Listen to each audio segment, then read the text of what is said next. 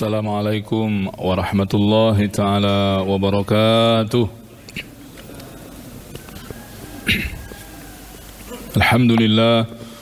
Alhamdulillahil qail fi kitabihil karim wa huwa asdaqul qailin.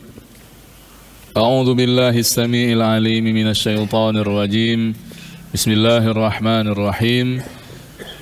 Ya ayyuhalladzina amanu kutiba alaikumus shiyam kama kutiba alal ladzina min qablikum la'allakum tattaqun. Shadaqallahul azim. Wa nahnu ala hadhihi al-ayatil karimati insyaallahu minasyahidin wasyakirin walhamdulillahi rabbil alamin. Muslimin dan muslimat, para jamaah salat subuh yang dimuliakan Allah Subhanahu wa taala. Alhamdulillah, pada kesempatan hari ini subuh yang barokah, kita masih lagi dalam keadaan sehat walafiat.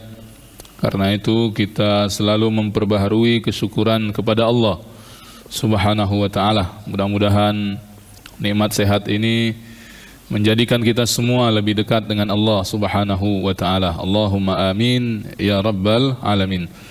Salat dan salam kita sampaikan dan senandungkan untuk baginda Rasulullah sallallahu alaihi wa alihi wasallam serta para keluarga beliau, para sahabat dan pengikutnya sehingga akhir zaman, termasuk kita yang hidup hari ini pun berdoa mudah-mudahan masuk dalam barisan umat beliau yang kelak diberhakkan Allah akan syafaat al-uzma, syafaat yang teragung, yaitu syafaat baginda Rasulullah sallallahu alaihi wa alihi wasallam. Allahumma amin ya rabbal alamin.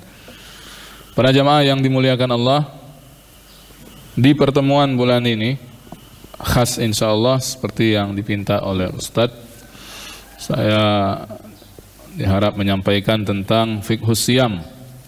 Jadi untuk fiqhus sirah An-Nabawiyah kita skip dahulu, nanti akan sambung insyaallah di pertemuan berikutnya sebagai bentuk persiapan kita untuk sambut bulan suci Ramadan yang tinggal menghitung hari ya. Hari ini berapa Sya'ban hari ini? 22 Sya'ban ya. 22 Sya'ban. Artinya kurang dari 8 atau 9 hari lagi Ramadan akan datang. Dan kita tentu berdoa seperti doa yang sudah kita baca sejak bulan Rajab lagi. Allahumma barik lana fi Rajab wa Sya'ban wa ballighna Ramadan. Semoga Allah memberkahi di Rajab dengan Sya'ban dan Allah takdirkan kita insyaallah dan mudah-mudahan bertemu dengan bulan Ramadan tahun ini. Bapak Ibu yang dimuliakan Allah Subhanahu wa taala, jadi kita akan bahas tentang fikih puasa yang nanti saya akan ambilkan dari kitab Bidayatul Hidayah lil Imam Al-Ghazali rahimahullahu ta'ala. Yang kitab ini sedang saya kaji di beberapa masjid, tetapi berurut dari awal. Nah, ini kita akan baca bab tentang puasanya saja sebagai bentuk untuk membaguskan puasa kita nanti di bulan suci Ramadan tersebut.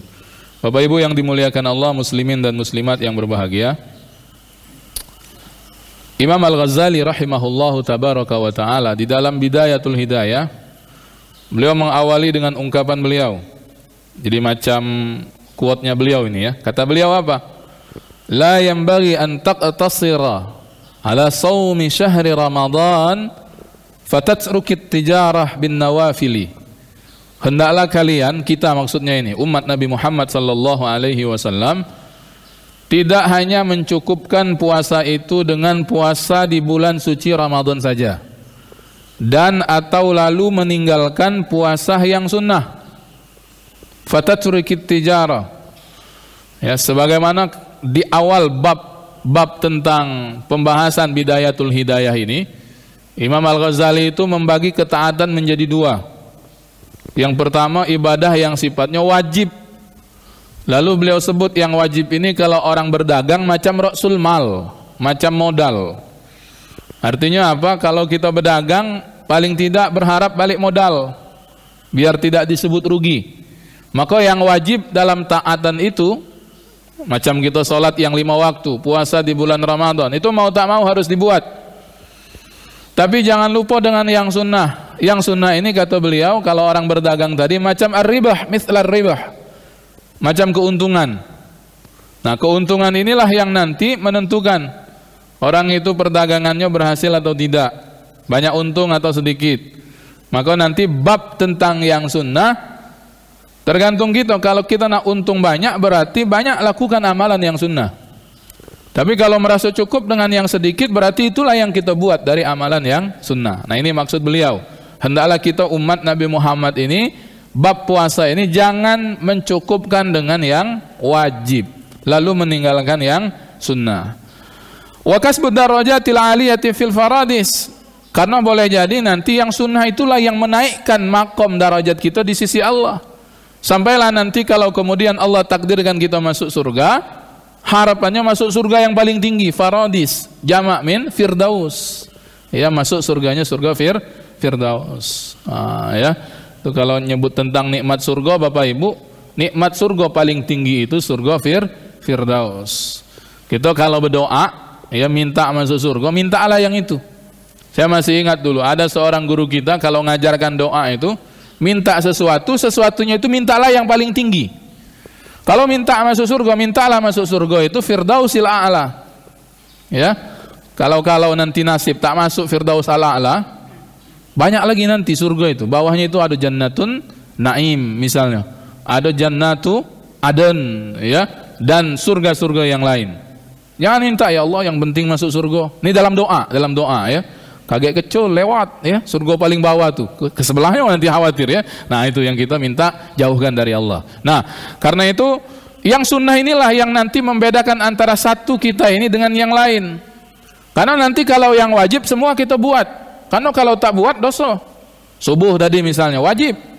Mau tak mau ya kita harus buat. Tapi siapa yang tahajud, tidak semua mungkin tahajud. Ya. Yang datang lebih awal ke masjid lalu dapat qobliyah mungkin tak semua juga. Nah, itu nanti yang membedakan antara satu umat Nabi Muhammad dengan umat sesama umat Nabi Muhammad, antara satu dengan yang lainnya. Nah, karena itu di awal bab tentang puasa ini beliau jabarkan dulu beberapa bentuk puasa sunnah agar kemudian kita nanti mengambil berat atau memberikan perhatian mana yang sekiranya bisa kita buat, kita buat. Qala al-Imam al-ayyamul fadilatul lati syahidul ikhbaru bi syarafiha wa fadliha wa bi jazalati thawabi fi siyamiha yaum Arafah. Nah, beliau awali penerangan tentang bab-bab puasa sunnah ini dengan menyebut yang pertama kata beliau, dan ini sifatnya tahunan. Kalau saya lihat ini beliau urut yang puasanya dari yang tahunan dulu. Yang pertama puasa sunnah yang istimewa itu saumu yaumi Arafah, puasa pada hari Arafah. Ya. Apa itu puasa hari Arafah itu? Kata Syekh Nawawi Al-Bantani dalam Maraqi Al-Ubudiyah Syarah Bidayatul Hidayah, maksudnya wa huwa tasi'u min Zulhijjah. Jadi puasa Arafah itu puasa yang dilakukan pada tanggal 9 Zulhijjah. Nah, itu sehari sebelum hari raya Idul Adha, ya. Nih jamak kita sudah tahu tentang puasa Arafah ini, termasuk di antara keistimewaannya disebut oleh Nabi sallallahu alaihi wasallam bahwa puasa sunnah hari Arafah itu yukaffiru sanatal madiyah wal mustaqbala. Jadi memadamkan dan menghapus dosa-dosa kecil kita setahun yang lalu dan setahun pula yang akan datang. Ini keistimewaannya puasa Arafah. Nah, beberapa catatan yang mau saya sertakan dalam puasa Arafah ini. Yang pertama, puasa Arafah ini terikat dengan tanggalnya 9 Zulhijjah, dan sekali-kali tidak terikat dengan peristiwa wukuf yang sedang ada di Saudi, orang yang sedang melaksanakan ibadah haji. Nah, ini untuk kemudian menjelaskan kalau misalnya ada perbedaan antara Saudi dengan negeri kita Indonesia tentang penanggalan Zulhijjah. Misal di sana wong haji itu lah 9 Zulhijjah, maka mereka itu sampai pada puncak hajinya yaitu wukuf. Sedangkan kita ini di sini misalnya masih tanggal 8. Maka kita yang di sini belum boleh untuk kemudian puasa Arafah. Karena puasa Arafah ini terikat dengan tanggal, bukan terikat dengan peristiwa wukuf orang yang sedang berada di Saudi Arabia sana. Nah, karena itu kita bisa lihat alasannya. Di antaranya secara historis saja, bab puasa Arafah ini jauh lebih dulu datang syariatnya dibandingkan peristiwa wukuf. Nah itu menjadi dalil yang sudah cukup menjawab sebetulnya. Kan tak mungkin yang lebih dulu datang mengekor dan mengikuti yang datang belakangan. Ya, haji itu kan belakangan. Rasul haji cuma sekali. Itulah haji yang dilakukan Rasul sekaligus hujjatul wada'nya beliau, haji perpisahan beliau. Rasul tak mengulang-ulang haji ya. Nah, karena itu jamaah yang dimuliakan Allah Subhanahu wa taala, yang pertama yang berhubungan dengan saum yaum Arafah ini, dia terikat dengan tanggal. Nah, kalau tanggal ini antara satu negeri dengan negeri yang lain, boleh jadi terjadi perbedaan. Jangankan antar negeri dengan negeri, dalam negeri pun bisa beda. Ini termasuk nih yang paling dekat nih Ramadan nih ya. Ramadan ini ada dua kemungkinan. Ya, kalau yang berdasarkan hisab sudah tetapkan Ramadan satunya itu tanggal 11 hari Senin. Maka malam Isnin itu mereka yang ikut afiliasinya ke sini dia sudah tarawih. Tapi kalau kita biasanya yang secara umum dan kebanyakan ini akan tunggu sidang isbat hari Ahad itu. Ahad petang itu 29 Sa'ban akan diadakan sidang isbat. Kalau kemudian ditetapkan hilalnya sudah nampak, lah kelihatan, sudah lewat batasan minimal, maka kita juga akan puasa di hari Senin. Tapi kalau kemudian keputusan sidang isbat menetapkan belum nampak nih hilalnya, atau hilal Ramadan lah kelihatan tapi masih di bawah standar minimal, maka sesuai hadis Nabi, fa akmilu iddata Sya'bana 30 yauman. Disempurnakan bulan Sya'ban itu 30 hari. Maka kita akan puasa di hari Selasa tanggal 12 ya. Jadi kemungkinan berbeda mengawali Ramadan tahun ini sangat besar ya. Bahkan saya sudah tengok itu Kemenak itulah ngedarkan itu jadwal imsakiyah ya. Ada tak yang sudah dapat? Hari Selasa 1 Ramadan itu. Mungkin dia nak ngepas ke dengan tanggal merah lebaran yang ada di bulan April itu ya. Jadilah dipaskan itu ya. Ini. Jadi sekali lagi balik ke Arafah tadi, terikat dengan tanggal 9 Zulhijjah. Tidak terikat dengan orang haji yang sedang wukuf ya. Yang kedua terkait Arafah, secara ringkas, puasa Arafah hanya dilakukan untuk orang yang tidak berangkat haji. Karena orang yang haji justru mereka sedang pada ibadah yang lain, yaitu ibadah wukuf di Arafah. Nah itu satu, puasa yang disebut oleh Imam Al-Ghazali dalam Bidayatul Hidayah ini. Yang kedua, kata beliau, wa yaumu Asyura. Ini masih tahunan sifatnya. Puasa sunnah yang tak kalah istimewanya adalah puasa sunnah di hari Asyura. Apa itu hari Asyura? Kata Syekh An-Nawawi Al-Bantani, maksudnya wa huwa Ashirul Muharram, dari kalimat Asyara yang artinya 10. Maka Asyura itu dari bulan Muharram, berarti tanggal 10 Muharram. Ini yang paling istimewa dari puasa sunnah yang ada di bulan Muharram.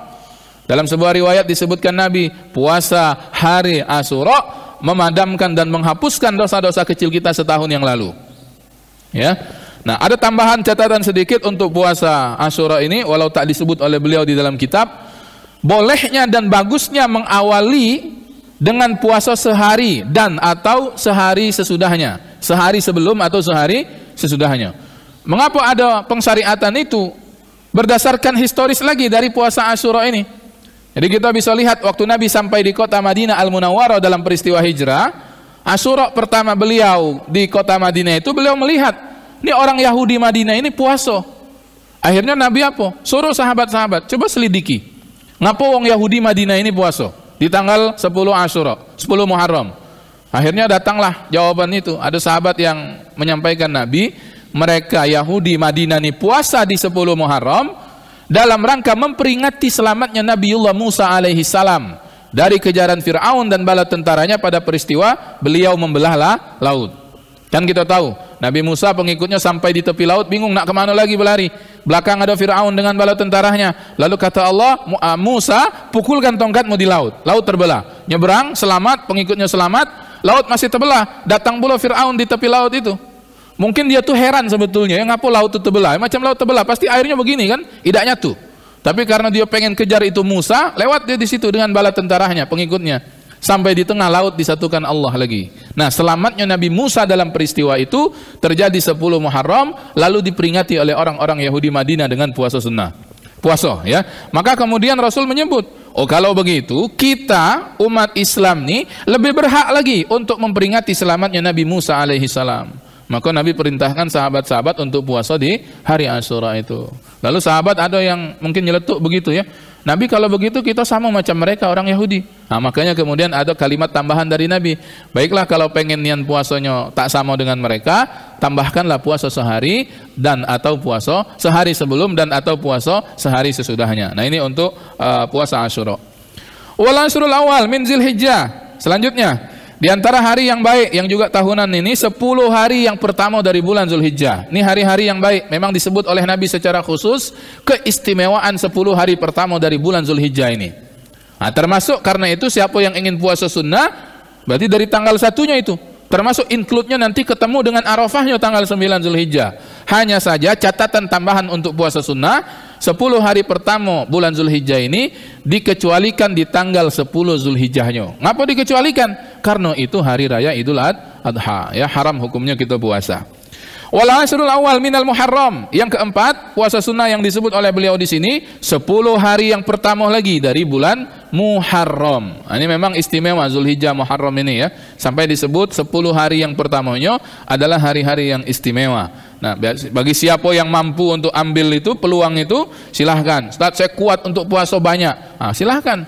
Masuk Muharram dari tanggal 1, 2, 3-nya itu kamu nak puasa dipersilahkan. Terus wa Rajab wa Sya'ban. Yang selanjutnya dari jenis puasa sunnah itu puasa Rajab dengan puasa Sya'ban. Rajab, ya. Rajab ini nanti seperti yang disebut lagi oleh Imam Al-Ghazali ini karena wasaumul ashhuril haram minal fadail. Dia bersama dengan Zulqa'dah, Zulhijjah, Muharram, Rajab itu adalah 4 bulan yang dalam syariat kita dikenal sebagai bulan-bulan haram. Ya, jadi ada istilah bulan haram disebut oleh Allah dalam Quran surat At-Taubah ayat 36. Tidak disebut namanya apa dalam ayat, hanya nyebut 4 bulan, tetapi Nabi menerangkannya dalam hadis. Kata beliau 3 bulan yang datangnya berturut-turut, Zulqa'dah, Zulhijjah, Muharram. Lalu 1 yang terpisah yaitu bulan Rajab. Nah, ini hari-hari ini istimewa tuh di 4 bulan haram itu. Maka semua ibadah, apapun ibadahnya menjadi istimewa, termasuk siapa yang ingin puasa sunnah. Lalu selanjutnya Sya'ban. Nah, Sya'ban ini ngapa istimewa? Nah, ada satu istilah, ya. Entah Bapak Ibu mengenal istilah ini atau tidak. Sya'ban ini disebut bulan apit. Ya, bulan apit. Ada satu waktu saya kuliah subuh Jumat di salah satu masjid di bilangan kilometer 5 itu Palimo. Ada ibu-ibu bertanya di sesi tanya jawab, "Ustadz, bulan Sya'ban ini kan bulan apit. Karena itu di kampung kami itu ada semacam pemahaman tidak boleh nikah di bulan Sya'ban karena bulan apit." Ya, ada tidak yang tahu kawasan mana itu? Saya tak sempat lagi kipu waktu itu. Dusun Manonian, ibu yang bertanya itu, ya. Saya bilang, "Bu, ngapo karena bulan apit tidak boleh nikah?" Oh, rupanya alasannya itu tidak boleh nikah bulan Sya'ban karena bulan apit khawatir rezeki sempit. Oh, itu rupanya itu, ya. Iya. Nampaknya ini muat-muat ini, ya. Iya. Saya kalau baca kitab memang ketemu zaman Nabi itu orang Makkah, Quraisy, ya. Ada juga pemahaman tidak boleh nikah, tapi bukan bulan Sya'ban, bulan Safar. Ya, bulan kedua. Mengira bulan Safar itu bulan turun bala. Maka yang begini-begini nih tak ada landasannya itu berarti subhat. Maka Nabi kemudian lawan subhat itu. Beliau sendiri contohkan. Nanti ketemu riwayat bahwa Nabi menikahi Ummul Mukminin Khadijah binti Khuwailid di bulan Safar. Nabi juga menikahkan putrinya Fatimah binti Rasulillah dengan Sayyidina Ali bin Abi Thalibin itu juga di bulan Safar. Ya, untuk melawan tradisi dan pemahaman yang keliru itu. Ya, maka saya pesanlah dengan ibu tubuh, kalau kamu ada keluarga belum nikah, agak nikah ke bulan Sya'ban. Agak kamu keluarga besar sokongan banyak-banyak duit agar kakek tidak terjingok sempit rezekinya itu, ya. Ya 2 tahun pertama aman lah, ya. Biar melawan subhat di kampungnya itu. Nah, itu, ya, selingannya. Tapi Sya'ban ini memang apit. Nah, tapi apitnya itu maksudnya dia terjepit antara Rajab dengan Ramadan, 2 bulan yang mulia. Rajabnya bulan haram, Ramadannya bulan termulia, ya, Sayyidus Syuhur. Karena itu Nabi dalam hadis meriwayatkan untuk berhati-hati di bulan Sya'ban. Khawatir kita umat beliau ini lalai karena Sya'ban itu yang terletak antara Rajab dengan Ramadan. Nah, karena itu Nabi contohkan langsung agar kemudian tidak lalai di bulan Sya'ban itu. Di antaranya dengan apa? Dengan puasa sunnah. Dalam riwayat Ummul Mukminin Aisyah radhiyallahu anha, Aisyah pernah nyebut ini, "Ma ra'aitu qat." Aku tak pernah melihat, katanya, Nabi itu paling banyak puasa sunnah melainkan seperti yang beliau lakukan puasa sunnahnya itu di bulan Sya'ban. Bahkan di riwayat yang lain masih dari Ummul Mukminin Aisyah, kita akan jumpai keterangan beliau bahwa katanya Nabi itu bahkan pernah dalam Sya'ban itu puasa sebulan penuh. kecuali hari yang terakhir dari bulan Sya'ban, untuk membedakan antara Sya'ban yang sunnah dengan Ramadan yang wajib. Nah ya, ini kalau mampu, tapi Pak ya, berat Pak, sebulan penuh itu ya, nyambung Ramadan berarti 2 bulan gitu tuh puasa ya. Nah, tapi ini kan apa yang ditampakkan oleh baginda Rasul sallallahu alaihi wasallam. Nah, selanjutnya tadi yang sifatnya tiap-tiap tahun ya. Selanjutnya yang dijelaskan beliau ini yang sifatnya bulanan. Apa diantaranya? Puasa 3 hari setiap bulan. Ya, puasa 3 hari setiap bulan ini. Nanti dalam keterangan yang lain Bapak Ibu yang dimuliakan Allah, puasa 3 bulan ini bisa random harinya kapan. Bisa misalnya Ustadz, aku nak puasa seharinya di awal bulan, seharinya tengah bulan, seharinya di akhir bulan. Boleh, boleh, silahkan. Yang penting 3 hari tiap bulan. Tapi kalau puasa 3 hari itu sudah di tanggal yang khusus, tanggal 13, 14, 15 di tiap bulan Hijriah, maka dia nanti mempunyai istilah yang khusus lagi, yaitu puasa ayyamul bid. Ya, ayyam jamak dari yaum, hari-hari, bid itu putih. Jadi hari-hari putih. Mengapa disebut hari putih? Karena 13, 14 dan 15 itu malamnya bulannya sedang bersinar putih ya, terang. Nah, ya, sedang purnama. Nah, maka disebut ayyam al-bid. Nah, itu yang bulanan. Lalu kemudian fil usbu yang sifatnya mingguan. Nah, di sini beliau nyebut fayaumul itsnaini wal khamisi wal jumu'ah. Beliau nyebut Jumat di sini ya. Jadi puasa Senin, puasa Kamis, puasa Jumat. Nanti kita lihat sarahnya ya. Puasa Senin ini pernah ditanya Nabi SAW. Nabi ngapa puasa Senin? Apa jawaban Nabi waktu menjelaskan puasa sunnah Senin itu? Zaka yauma wulidtu. Itulah puasa di mana aku di hari itu puasa karena hari itulah aku dilahirkan. Ya. Jadi Nabi memperingati hari kelahiran beliau itu justru dengan ibadah puasa, dan memperingatinya bukan tahunan, bulanan. Ya, mingguan, mingguan, tiap hari Senin. Kita maulid tahunan. Itu pun ada yang membid'ahkan. Ya. Kalau Nabi pekanan ketika ditanya tentang puasa Senin. Ketika dalam kesempatan yang lain Nabi ngapa puasa Kamis? Apa jawaban Nabi? Hari Kamis itu hari pekanan diangkat amalan seorang hamba ke hadirat Allah. Dan aku senang kata Nabi, waktu amalanku itu diangkat, dibawa oleh malaikat, dilaporkan catatannya kepada Allah, aku sedang dalam keadaan berpuasa. Nah, itu mengapa ada sunnah hari Senin dan hari Kamis. Nah, adapun hari Jumat ini tidak digalakkan ya. Wabil khusus kalau misalnya hanya mengkhususkan di hari Jumat itu saja. Nah, ini Bapak Ibu yang dimuliakan Allah, dari puasa-puasa sunnah yang dijabarkan oleh Imam Al-Ghazali dalam kitab Bidayatul Hidayah ini. Saya tambahkan, beliau tidak membawakan di sini tentang puasa sunnah 6 hari di bulan Syawal. Itu juga masyru' karena adanya keterangan di dalam hadis Nabi yang lain.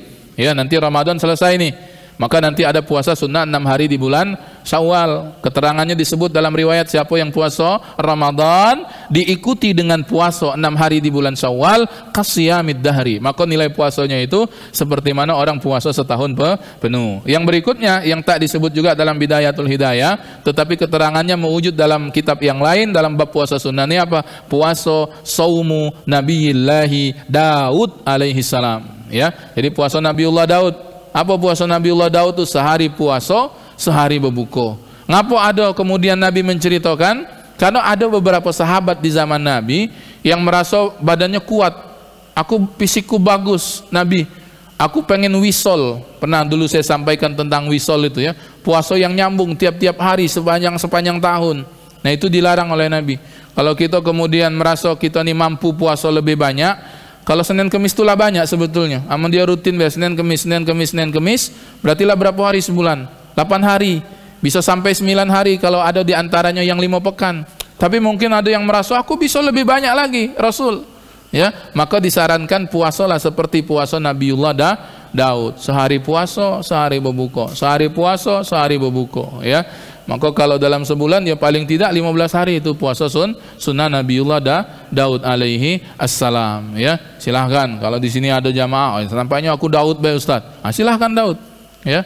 Daud itu silahkan. Berapa lama Ustaz puasa Daud? Ikut kemampuan, ya. Ustaz aku nak nyacakkan Daud, cak setahun, silahkan, ya. Tapi kalau jadi nazar jadi wajib itu Pak ya. Misalnya begini, Ustaz anakku nak tes penerimaan, kalau dia lulus aku nak puasa Daud selama 3 bulan, lulus maka jadi wajib karena nazar, ya. Nah, itu membedakan yang sunnah bisa jadi wajib kalau dinazarkan. Nah, ya. Jadi 3 bulan boleh Ustaz? Boleh puasa Nabiullah Daud. Saya dulu begitu, awal-awal mahasiswa puasa Nabi Daud. 3 bulan, ya.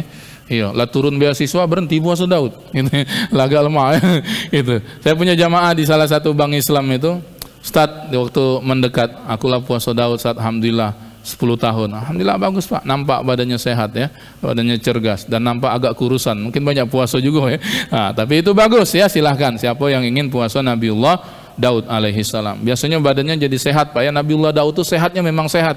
Maaf, itu istri Nabiullah Daud, kalau kita baca sirah, istrinya 50. Nabiullah Daud alaihissalam itu ya masih sempat dia puasa sehari, berbuka sehari. Kita bini satu tak puasa-puasa, ya sama gitu ya. Baik, nah ini, nah itu baik jamaah yang dimuliakan Allah Subhanahu Wa Taala. Tambahan sedikit, itu tentang puasa sunnah yang dijabarkan oleh Imam Al-Ghazali dalam Bidayatul Hidayah.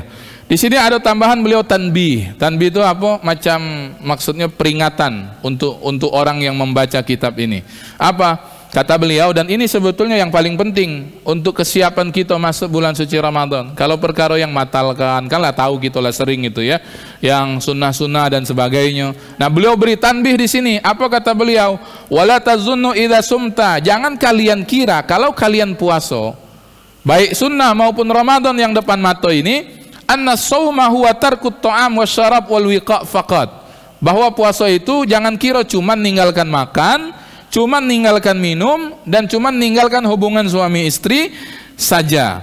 Faqad qala, bukankah Nabi pernah ngomong? Apa kata Nabi? Kam min shaimin laisa lahu min siyami illal ju' wal atas. Betapa banyak yang puasa tidak dapat apa-apa dari kalau puasanya itu, kecuali cuman dapat apa? Lapar dengan haus. Nah, ini kan masyhur hadis ini, sering disampaikan. Karena itu apa? Bal tamamus shaumi bikafil jawarih kulliha amma yakrahullahu tabaraka wa taala.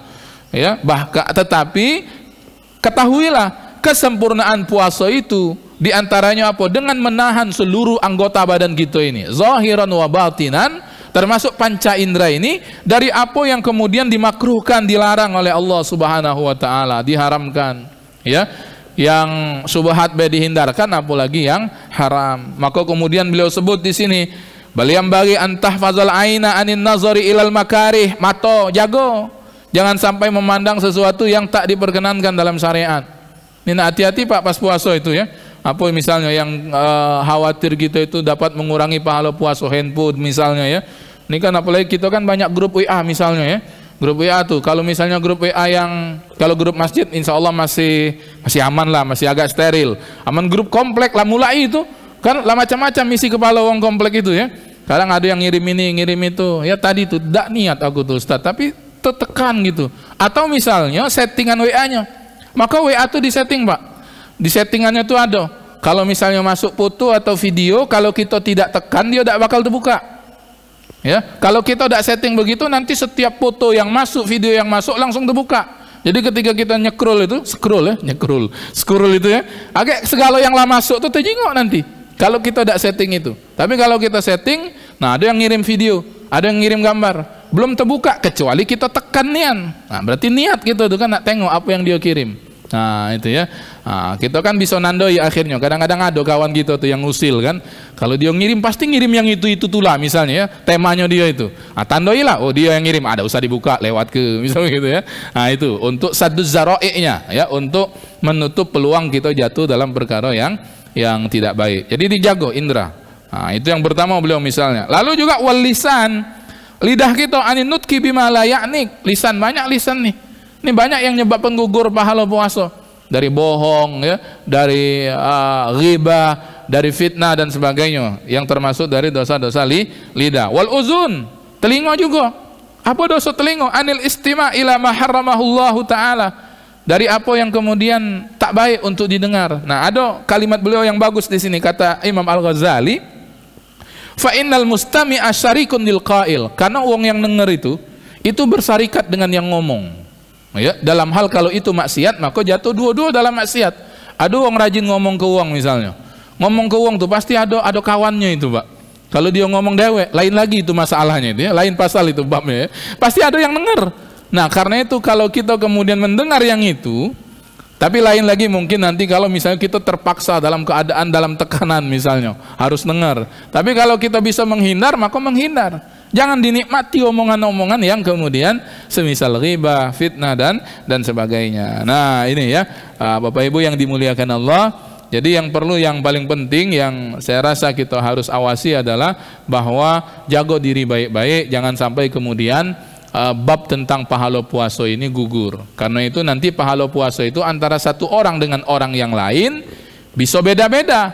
Maka benarlah ketika Allah nyebut dalam hadis qudsi itu wa ana ajzi bihi, aku yang bakal kasih balasan untuk dia yang puasa itu. Kalau misalnya kita buat red sampai 100 nilainya itu mungkin ada yang dapat 90 pontengnya puasanya, ada yang dapat 80, ada yang dapat 50, ada yang dapat bahkan kecil dari itu, atau bahkan ada yang tidak dapat apa-apa seperti hadis Nabi tadi, cuma dapat lapar dengan haus. Zahir puasanya tidak batal, tapi tak dapat nilai pahala di sisi Allah Subhanahu wa taala, cuman menggugurkan kewajiban baik. Nah kan rugi. Lapar-lapar kita dari terbit fajar sampai terbenam matahari, ternyata cuman menggugurkan kewajiban saja. Nah karena itu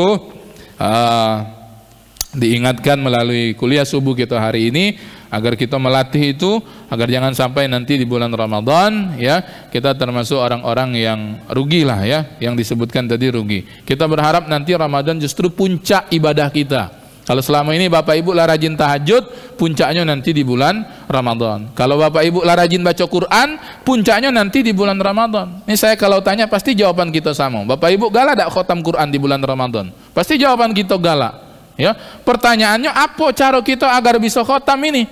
Yang dimaksud saya khotam ini Bapak Ibu yang disebut Nabi keutamaannya dalam hadis, yang kita memang dewean bacanya Al-Fatihah, Al-Baqarah, Ali Imran, An-Nisa, ya, Al-Maidah, terus sampai Al-Ikhlas, Al-Falaq, An-Nas, kita dewe yang bacanya. Itu yang disebut makna khotam dalam Al-Qur'an, dalam hadis-hadis Nabi keutamaannya. Oh Ustadz, kalau kami tadarus bagaimana? Tadarus, ya kan muncul nanti grup-grup tadarus biasanya, termasuk di masjid kita. Oh boleh, silahkan baik. Khotam nanti mungkin malam 20 berapa begitu. Tapi itu bukan khotam yang disebut keutamaannya dalam hadis. Ya, karena nanti yang tadarus itu kan polanya lain Pak. Kita maca sehalaman. Habis itu kita berhenti. Yang maca siapa? Kawan. Tetap pahala dapat, baca Quran dapat, pahala denger dapat. Tapi bukan semisal yang khotam kita membaca dewek keseluruhannya. Ada lagi ibu-ibu tuh, Ustaz, kami khotam lebih cepat lagi. Berapa lama Bu? Sejam katanya. Ah, pakam ibu itu ya. Sejam khotam Quran. Saya tanyalah, cak mana Bu sejam atau khotam Quran? Oh rupanya majelis taklim mereka itu ya. Ada orang 30. Orang 30 duduk. Bagi sejus sewang. Nah ya yang Quran sejus-sejus itu. Lalu selesailah 1 jam. Ya khotam juga, tapi bukan khotam yang disebut dalam hadis tentang keutamaannya. Nah ya. Jadi kalau kita pengen khotam di bulan Ramadan, tengoklah kemampuan baca Quran kita tiap harinya. Ustaz, aku sehari alhamdulillah. Bukan di Ramadan lah sejus aku maca, one day one juz. Ah ini berarti aman wong ini. Karena nanti tiap kali mengawali bulan insya Allah dia bisa khotam di akhir bulannya. Nah kalau kita yang belum sehari mampu sejus, itu mau tak mau memang berarti harus nyicil sejak sebelum masuk bulan Ramadan. Dari Rajab lah ngaji, ya Sya'ban. Nanti yang penting khotamnya itu di bulan suci Ramadan. Nah itulah ya bentuk wujud seriusnya kita itu untuk sambut Ramadan. Jangan sampai nyambut Ramadan ini harapannya macam kita nyambut bulan Rajab, macam kita nyambut bulan Sya'ban, biasa-biasa baik ya. Nah, jangan kalah dengan iklan-iklan itu ya. Lado belum iklan Marjan di TV, lado ya. Nyebut merek gitu. Amalado berarti laparak nian puasa kita itu ya. Jangan sampai keduluan oleh iklan itu ya, atau iklan-iklan puasa yang lain. Kita harus bersiap diri ya, wabil khusus ruhiyat batin. Zahirnya boleh Ustaz. Saya masih ingat kalau di seluruh dunia ini Pak, boleh nanti tengok di YouTube ya. Tidak ada semaraknya umat Islam nyambut kedatangan bulan Ramadan dari sisi zahir melainkan orang Mesir. Ya, orang Mesir itu kalau sambut Ramadan, lampu-lampu hias di jalan-jalan ya, di rumah-rumah, kelihatan nian. Tengoklah di TikTok atau di Reels ya, di YouTube bagaimana orang Mesir sambut kedatangan bulan Ramadan dari sisi tampilan zahir. Ya, lampu-lampu yang unik-unik itu, nah itu menandakan masuk Ramadan. Agar wong tunggu, jangan sampai nanti umat Islam ini misalnya besok masuk Ramadan, nah puasa besok, baru sadar sehari atau 2 hari sebelum Ramadan. Nah itu khawatirnya ya. Nah saya rasa itu saja yang bisa disampaikan. Mungkin masih ada peluang kalau ada yang nak bertanya. Belum berbunyi suruh kita. Ada enggak pertanyaan? Boleh. Silahkan kalau ada. Bab puasanya juga boleh. Kita tak sentuh fikihnya, ya. Fikih itu panjang, tak cukup satu pertemuan. Jadi sifatnya tasji' dan penyemangat untuk sambut Ramadan. Hati pertanyaan? Ayo aman berarti. Ayo aman, tinggal siap ya. Untuk Ramadan insyaallah. Masjid buka terus Pak Haji ya. One day full day ya, 24 jam. Insyaallah ya, itikaf, sahur, buku. Insyaallah ya, berlomba-lombalah. Ramadan itu salah satu namanya Syahrul Muwasat. Bulan bagi kita untuk meluaskan bab tentang derma, tentang infak dan sebagainya ya. Itulah bulan yang disebutkan oleh sahabat waktu menceritakan Nabi. Ada sahabat nyebut Nabi itu ajwadun nas. Tidak ada orang paling dermawan melainkan Nabi. Silahkan. Wa kana Bismillahirrahmanirrahim. Assalamualaikum warahmatullahi wabarakatuh. Waalaikumsalam warahmatullahi wabarakatuh. Apaan Ustadz mau nanya soal puasa sunnah, boleh nggak menggabung puasa sunnah? Kan ada terkenal istilah paket jumbo katanya. Wih, paket jumbo ada bro. Iya. Jadi menggabung misalnya ada kebetulan bertepatan dengan Ayamul Bid dengan Senin Kemis, mungkin ada yang rajin puasa Daud, bisa nggak digabung seperti itu? Terima kasih Ustadz. Kalau dia itu sama zatnya, sama-sama puasa sunnah, maka boleh. Contoh misalnya nanti bulan Syawal dia puasa Syawal, pas di hari Senin, pas 10 tanggal 13, misalnya 13 Syawal, include galau itu insya Allah. Ya, walaupun kita tidak tanya, tidak lewat oleh malaikat, nih dia nih puasa hari ini, Syawal dapat, ya Senin dapat, Ayamul Bidnya dapat. Ya, tapi kalau kita yang sudah biasa Ayamul Bid, teruskan baik, jangan 13-nya baik, ya. Sekalian lah milih yang itu. Maka saya selalu pesankan kalau misalnya nak puasa Syawal, bagus itu, mecikan juga di Ayamul Bid. Kan 6 hari gitu tuh kan. Memang dia boleh terpisah-pisah. Tapi kalau nak dapatkan keutamaan yang bertambah, bisa diantaranya 13, 14, 15 Syawal. Itu kan juga lah agak jauh dari Lebaran ya. Ada yang bisa mulai dari tanggal 2 Syawal tuh ada, tapi tak banyak. Ya, macam saya juga jarang langsung nyambung puasa Syawal. Ngapo? Masih banyak open house, gitu ya. Masih lemak makan, dah lemak gitu kemudian berbuka kan. Jadi agak-agak lah tanggal belasan baru mulai puasa Syawal. Tapi silakan kalau yang, ayo Ustadz aku nyambung, cuman tanggal 1-nya be aku tak puasa, tanggal 2 langsung aku puasa. Boleh, silahkan ya. Adapun kalau misalnya dia lah puasa Daud tadi, nah itu kan kita sebut tadi sebaik-baik puasa sunnah puasa Daud, sehari puasa sehari berbuka. Maka tidak usah lagi dipikir ke yang lain, puasa-puasa yang lain tuh. Karena kalau dipikirkan nanti ngacau itu. Ya, misalnya Senin dia kan puasa, Selasanya berbuka, Rebu dia puasa, Kemis dia kan tidak puasa. Kan begitu kan polanya. Kalau dia lah puasa Daud, Bapak Ibu, ini guru kita dulu nyebut, itu seluruh puasa-puasa sunnah yang lain lah dapat dia pahalanya. Ya, nah, itu istimewanya puasa Daud ya. Nah, wallahu a'lamu bissawab. Barakallahu fikum. Ini belum nian suruk Pak Haji. Iya. Belum. Agak terakhir memang 20 di sini. Mungkin agak ini. Kayaknya 20 ya. Ya, silakan. Nah. Assalamualaikum warahmatullahi wabarakatuh. Waalaikumsalam warahmatullahi wabarakatuh. Saya mau mewakili ibu-ibu aja Ustaz. Mewakili ibu-ibu? Iya. Oh, ya Allah, iya baik. Mengenai ini Pak Ustaz, kalau bulan puasa itu kan setiap bagi yang belum menembus ya. Ibu-ibu pasti ada yang ketinggalan nih Pak Ustaz. Ketinggalan puasa. Nah, kemudian begitu dia masuk Syawal, mana yang lebih diutamakan? Dia puasa ganti atau puasa Syawal? Karena puasa Syawal ini kalau udah lewat 7 hari kan udah nggak ada lagi pahalanya Pak. Ya, kalau lewat Syawal. Mana yang diutamakan? Apakah puasa sunnah yaitu atau puasa ganti? Nah, terima kasih. Assalamualaikum warahmatullahi wabarakatuh. Baik. Itu juga bisa berlaku untuk kita yang kemudian masih ada hutang juga ya, kalau ada hutang qada. Nah, yang jelas begini, tidak bolehnya digabung antara niat mengqada dengan niat Syawal. Karena perbedaan zatnya secara hukum. Qada hukumnya wajib, Syawal hukumnya sunnah. Jadi memang harus memilih. Nah, tinggal tadi betul nak pilih yang mana Ustaz, ya. Dua-dua tuh boleh kalau dipilih. Kalau misalnya yang berpandangan Ustaz harus mendahulukan yang wajib dari yang sunnah, ya silahkan, berarti dia puasa qada dulu. Kalau misalnya utang puasanya Ramadan 7 hari, 7 hari. Dia awalkan dulu. Nanti Syawal, ya kalau dia mampu 6 hari, 6 hari, berarti banyak puasanya bulan Syawal. 13 hari dengan bayar utang dengan Syawal, ya. Kalau misalnya yang begitu. Kalau misalnya yang kemudian berpandangan Ustadz aku nak Syawal dulu, boleh, boleh silahkan. Karena sifatnya Syawal itu yang terbatas waktunya di bulan Syawal. Lah masuk Zulqaidah tidak baca lagi. Lah masuk Zulqa'dah dia itu baru sadar, Ustaz aku belum Syawal, boleh tak aku Syawal? Bukan Syawal, Zulqa'dah kamu tuh. Nah ya, nanti berarti dia membayar hutangnya di bulan-bulan yang lain ya. Nah itu nanti baru dia bergegas untuk membayar hutang itu. Bayar hutang ini memang disegerakan.